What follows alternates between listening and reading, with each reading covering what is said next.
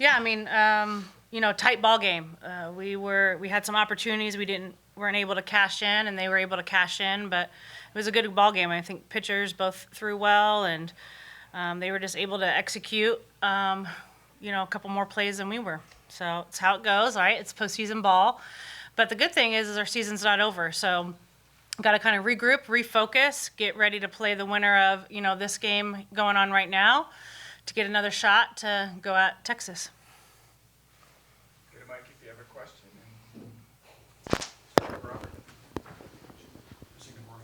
Emily, can you talk about your pitching they did last night? Pitching a couple innings, facing 6 batters. Did that help you? And talk about when you went in with the bases loaded, what's your mentality at that point? I was not new to the situation, so I just been here before, nothing new. Just throw what I need to throw in. Throw great ground balls to get outs. Yeah, Coach, obviously, Texas's pitching has been on yesterday, no hitter, and today just a few hits. What were they doing to kind of make it hard for y'all to kind of manufacture hits and base runners? Yeah, I mean, I think they just did a nice job of mixing speeds and obviously locating their pitches when they needed to. They were able to paint both corners, and I think, the changeup is the golden ticket to pitching. So, we need to make some adjustments in the box. Yeah, and then obviously, when you have a game, you're not sure you're playing, but you have a few hours. What's the game plan for the next, while you're waiting to figure out who you're going to play tonight? Just kind of a reset. We'll probably do some recovery, get them some food, but this is it. And so I think we're going to come out with good energy. We're going to come out with good fight. It's win or go home. And so at this point in the year, this is you just try to figure out a way to get a win. And Texas State is obviously a good team. We went extra innings with them. Seton Hall, same thing.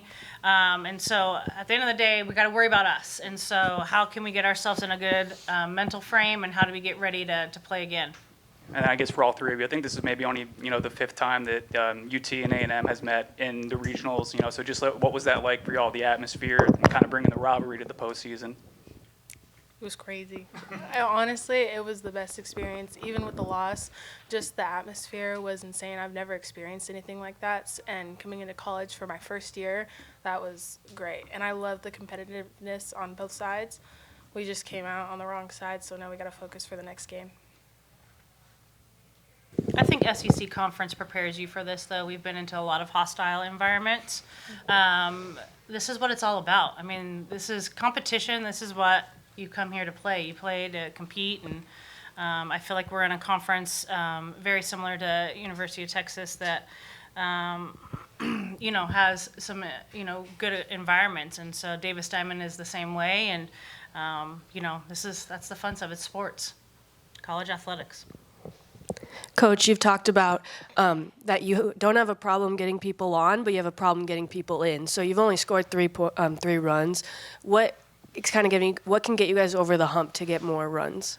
Well, I think it's just I think we're pressing too much. I think when we are aggressive early in the count and really just seeing the ball over the white, I feel like we're trying to be too perfect in the box, and really we just need to see the ball over the white and put a good swing on it. And Coach Harper talks about putting A swings on pitches.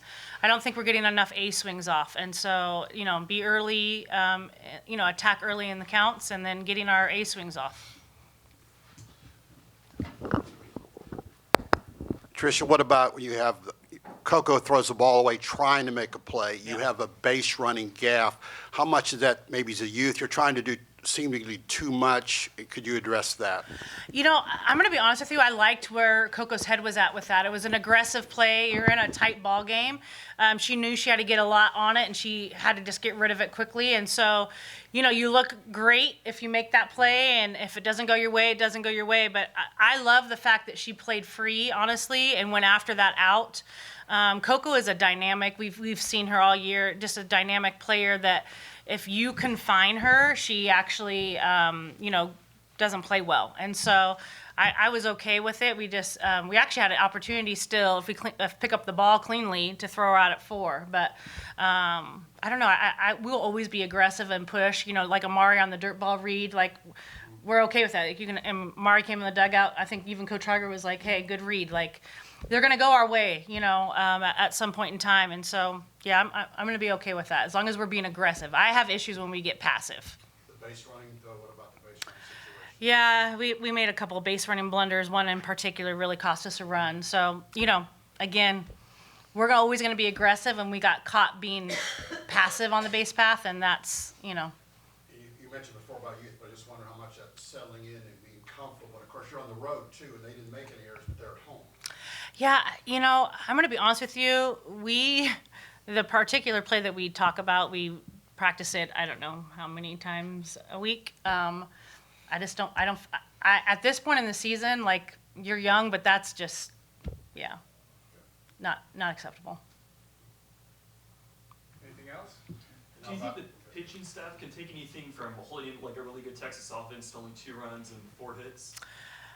I mean, yeah, I live and die by pitching. It's my thing. Like, we got good pitching. Like, I think we started off the year really, really well, and we've talked about this. And we had a little bump, and then we got it back together. Like, I will live and die by our pitching. I stand by our pitching.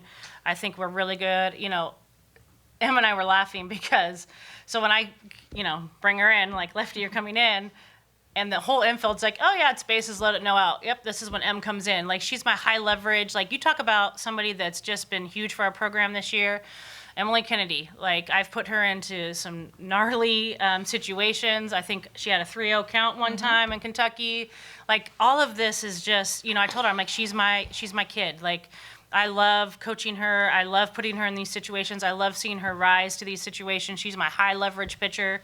Obviously, she hasn't started a lot of games because we're trying to get her, to get there, get going, like the last 2 rounds of 2 at-bats, in a game. But I don't know. I feel like our pitchers, like, I just told them, and I think they've done a good job of just staying in the moment.